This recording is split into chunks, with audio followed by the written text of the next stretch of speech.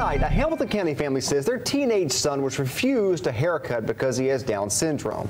Good evening, I'm Josh Rowe. I'm Kim Chapman. Thanks for joining us. Now, we've reported about Luca Hyde and his family in the past. They sued the Hamilton County Department of Education for an inclusive education and have won several appeals. Tonight, Kylie Thomas tells us despite recent wins, they say they still deal with discrimination. Kylie.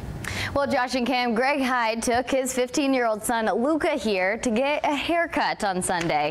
The family went to the same Great Clips that they've gone to for years, but they say their encounter with one hairdresser that time is both disgusting and illegal.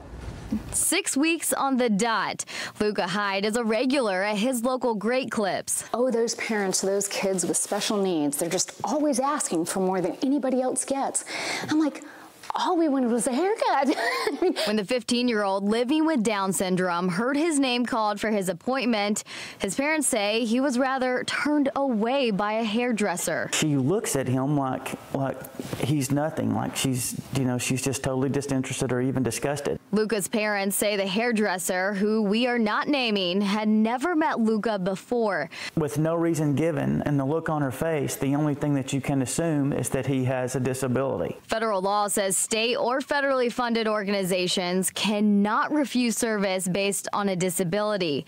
According to Title III in the Americans with Disabilities Act, neither can private businesses. This happens all the time.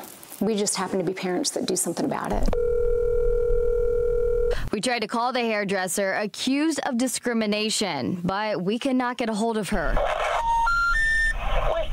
The family says the owner told them that the hairdresser quit after being confronted about this incident. We tracked down the owner of Great Clips, but they wouldn't comment on her employment status. As for Luca, he will forget that. We will forget it. But she won't. Her life is far worse than ours would ever be because she has hate in her somewhere. He isn't letting Sunday dull his spirit. His parents are chipping away at a problem they say their family faces on a regular basis. If nothing else, it's given us an opportunity to have the conversation and say that's not okay. Now, although Great Clips could not comment on the hairdresser's employment status, they say they are taking the allegation seriously.